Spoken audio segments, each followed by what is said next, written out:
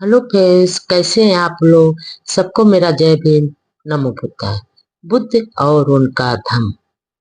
देवदत्त एक फुफेरा भाई तथा शत्रु। नंबर एक। देवदत्त भगवान बुद्ध का फुफेरा भाई था, लेकिन आरंभ से ही उसे भगवान बुद्ध से ईर्ष्या थी और वह उनसे अत्यधिक घृणा करता था। नंबर दो। जब सिद्धार्थ गौतम घर छोड़कर चले आए तो देवदत्त ने यशोधरा से प्रेम बढ़ाने का प्रयास किया। नंबर तीन। एक बार रात्रि में जब यशोधरा सोने जा रही थी तो वह चुपके से भिक्षु के भेष में यशोधरा के शयनगार में पहुंच गया। यशोधरा ने पूछा, श्रमण, तू क्या चाहता है? क्या तू मेरे लिए मेरे स्वामी के पास से कोई संदेश लेकर आया है? नंबर चार। तुम्हारा पति, वह तो तुम्हारी रत्ती भर चिंता नहीं करता।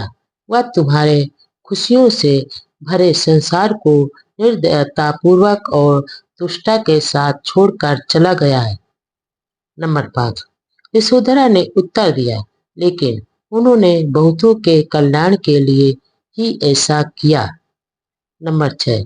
जो भी हो, अब उससे इस क्रूर निर्दयता का बदला लो। नंबर सात। श्रवण, जबान बंद कर। तेरी वाणी और विचार दूषित है। यशोधरा ने हटकारते हुए कहा। नंबर आठ। यशोधरा, क्या तूने मुझे पहचाना नहीं? मैं देवदत्त हूँ और तुमसे प्रेम करता हूँ।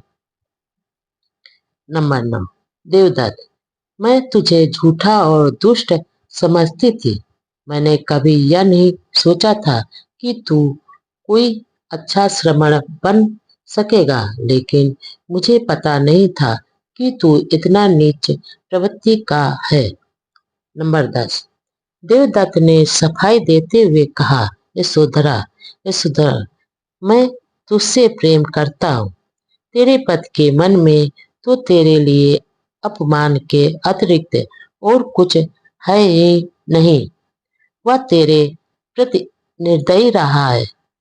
तू मुझसे प्रेम कर और उससे बदला ले।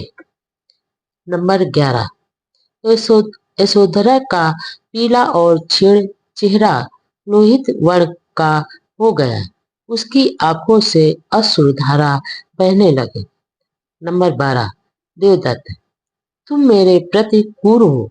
यदि तुम्हारे प्रेम में कुछ सच्चाई भी होती तो भी यह मेरा अपमान होता। तुम केवल झूठ कह रहे हो कि तुम मुझसे प्रेम करते हो। नंबर 13। जब मैं तरुण और सुंदर थी तब तो तुमने मेरी ओर कभी देखा तक नहीं। अब मैं जरा जीर्ण हो चली हूँ, दुख और पीड़ा से टूट चुकी हूँ, और तुम रात के समय अपने कपटपूर्ण और पापमय प्रेम की धारणा करने आए हो। तुम एक गिरे हुए और कायर आदमी हो। नंबर 14। और वह जोर से चिल्लाए, देवदत्त, यहाँ से बाहर निकल जा।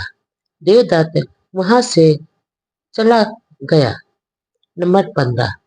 देवदत्त भगवान बुद्ध से बहुत पुत्र था, क्योंकि उन्होंने संघ में उसे प्रमुख पद न देकर सारपुत्र और मोगलान को प्रमुख बना दिया था।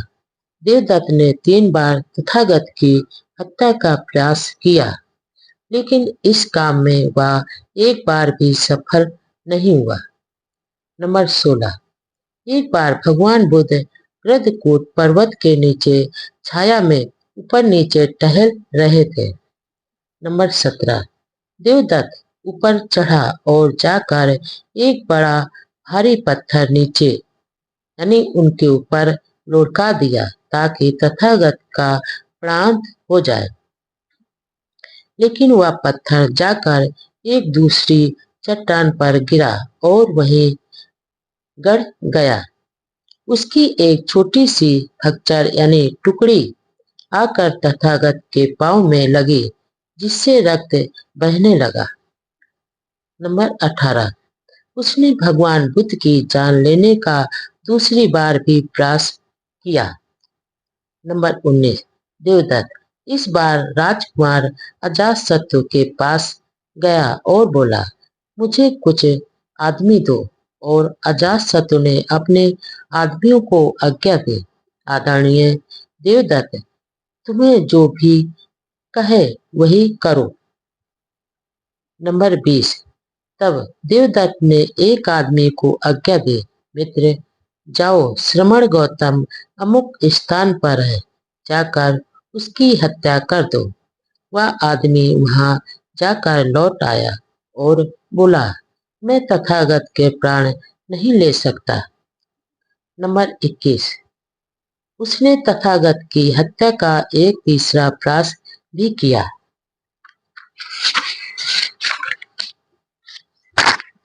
नंबर 22, उस समय राजगृह में नालागिरी नामक का एक बड़ा भयानक नर हत्यारा हाथी रहता था। नंबर 23, देवदत्त राजगृह पहुंचा और वहां हाथियों के अस्तबल में जाकर उसने हाथियों की देखभाल करने वालों को कहा, मित्रों, मैं राजा का संबंधी हूँ। मैं जिस आदमी को चाहूं उसे नीचे के पद से पदोन्नत करवा सकता हूँ और उसके राशन अथवा वेतन में वृद्धि करवा सकता हूँ। नंबर 24, इसलिए मित्रों, जब श्रमण गौतम इस रथ मार्ग पर पहुंचे तो तुम नालागिरी को खुला छोड़कर उसे सड़क पर जाने देना। नंबर 25, देवदत्त ने भगवान बुद्ध की हत्या करने के लिए धनुष बाण धारियों को भी रख लिया। उसने मदमस्त हाथी को उस सड़क पर छुड़वा दिया जिधर से भगवान बुद्ध आ रहे थे। नंबर 26, लेकिन वह असफल रहा। जब लोगों को उसके इन दुष्ट प्रयासों की जानकारी हुई तो जनता ने उसको दान देना बंद कर दिए और राजा अजातशत्रु ने भी उससे मिलना जुलना बंद कर दिया। नंबर 27, अब जीवित रहने के लिए उसे घर घर से भीख मांगनी पड़ती। अजातशत्रु से देवदत्त की बहुत सहायता प्राप्त होती थी जिसे वह सुरक्षित नहीं रख पाया। नालागिरी की घटना के बाद देवदत्त का रहा प्रभाव भी समाप्त हो गया। नंबर 28, अपने दुष्कर्मों से देवदत्त मगध में बहुत बदनाम हो गया और वह यह सोचकर कौशल जनपद में पहुंचा कि कौशल राज पसेनद उसका स्नेहपूर्वक स्वागत करेगा। लेकिन राजा पसेनद ने भी उसे घृणा की दृष्टि से देखा और वहां से खदेड़ दिया।